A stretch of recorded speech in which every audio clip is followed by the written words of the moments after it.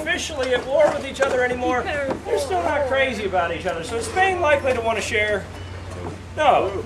So we likely have to worry about Spain possibly coming to try to do something about this colony's existence. Oh yeah. Yeah, so some means of security and defense are in order, obviously. Now, about the only way for Spanish soldiers to get here efficiently, of course, is coming by ship. They could march them all the way up from St. Augustine or St. Helena or some of the other settlements that might be a little closer, but a lot easier to sail them here, and a naval invasion would probably be one of the easier ways for them to try to assault the colony. Bring ships in and bombard it with cannons. So what do we need to answer back? Cannons. Our own artillery, yeah. Now, I've just used the term cannon. We use the term cannon as a general term for old-fashioned artillery in this time period. Cannon was in fact a specific size of artillery piece. Great big monstrous things. What we're going to be firing today is a falcon. What you can see here is a swivel gun off in the center of the fort there. The larger piece is a saker. They've all got different names. They haven't really standardized the poundage yet, so you're not going by, this would be closest to a 3-pounder, 6-pounder, that kind of thing. They haven't quite standardized the poundage yet. Now, when we tend to think of these things firing something, what's the ammunition that we tend to envision? Cannonball. A cannonball, yeah, but obviously only a cannon can fire a cannonball. Now you could call it a falcon ball and a saker ball and all these different things, or you could come up with a general term for everything. So, what might you call this if you had to come up with a general term? What shape is it? A sphere? Round? Yeah, you're thinking too hard. This is very uncomplicated. You're a little too smart for these artillerists. So it's round. What do you do with it? You shoot it. It's a round shot.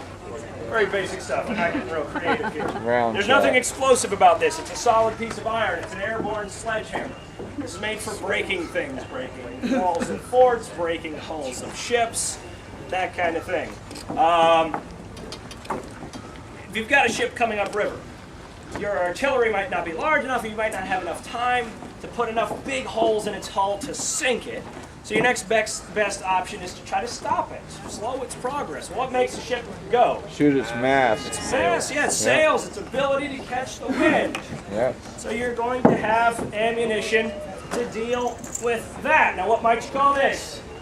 Shot with a bar in it. Bar shot. Bar shot. Shot with a chain in it. Chain shot. Two different versions of the same thing, basically something meant to tear big holes in sails, cut riggings, break masts and yards and that kind of thing. Now, if you've stopped the ships and they've sent soldiers after you for it, you've got armies outside your gates. You fire that round shot or the bar shot or the chain shot into those armies, how many people are you going to hit, realistically? One, maybe, two, three, not very many. How many of them are you going to scare? A whole bunch. All of them. So there's an application for the artillery right there. Even if you don't hit that many people, scare all of them, possibly convince them that maybe today's a good idea to consider a career change.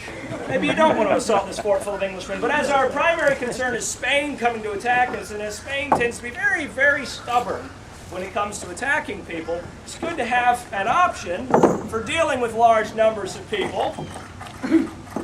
What we've got here is shot inside of a case, so case shot. This sounds like nails, can be scrap iron, musket bullets, pistol bullets, broken glass, stone shards, whatever you've got that'll make the human body leak. Yeah. In a wooden can, basically.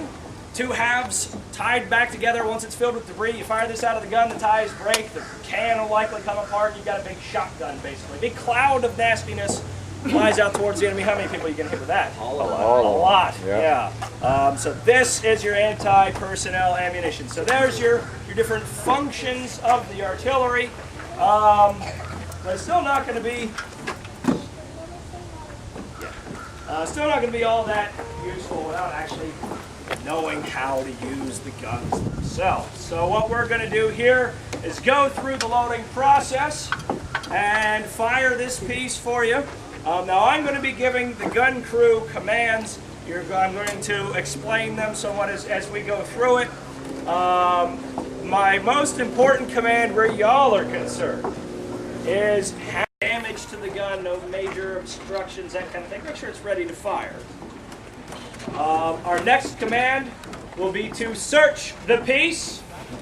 I'm going to run that big corkscrew looking tool called a worm or searcher down the barrel Clear out any debris, primary concern being flaming remnants of the previous powder bag. Obviously, that could ruin your day if you tried to load more gunpowder right away. Aye!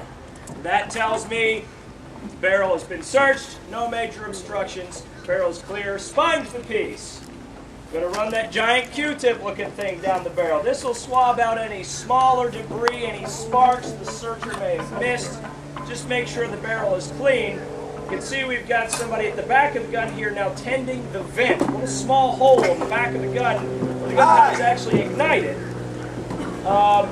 Keeping that vent plugged while the weapon was being sponged has now driven oxygen from the barrel as well. They removed fuel, they removed heat, and they removed oxygen from the barrel. Nothing burning, should now be safe to load.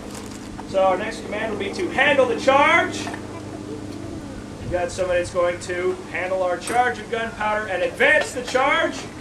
Bring it up to the muzzle of the gun and hand it off to the searcher. Charge the piece. The charge will be loaded into the gun. Ram the charge. Charge is pushed gently to the bottom of the barrel and made sure it's seated tightly. A step we're not going to do would then be handling the shot, loading the shot down the barrel, ramming the shot. We're not actually going to shoot anything at anybody today, so we're just going to use the gunpowder. So I'm going to skip that part. Gauge the piece. And this, since we're working with a fortification here, it's going to include run out the piece. I'm going to put that gun right back out that port of the fortification there.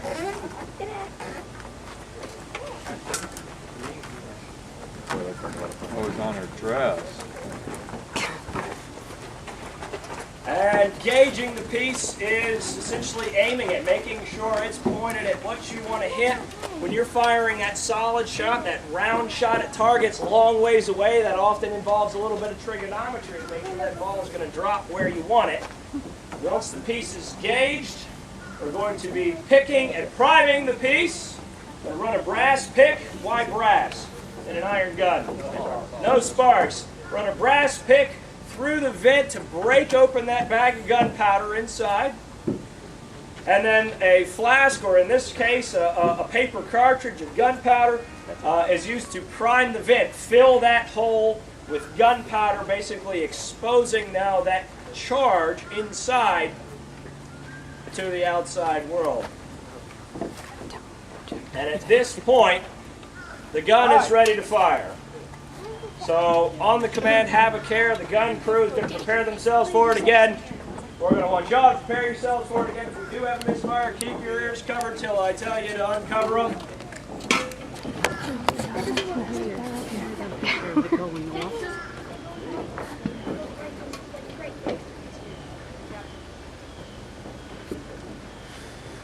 Okay. Have a care!